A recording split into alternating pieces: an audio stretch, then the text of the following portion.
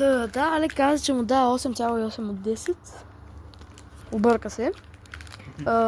Това, ако се чудите, що правя така, защото снимам, нали, в шорта на YouTube, т.е. Добре, не знам как да ви го обясня.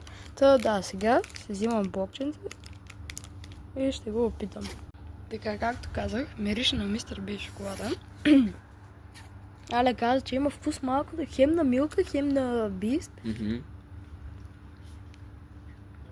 Реално е вкусен, ама не е нищо особено. Не е чак толкова За 5 лева това... Дигна ли са са ги?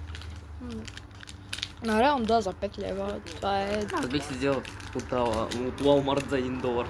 Малко има вкус, после има привкус на форми. Това е много гадно.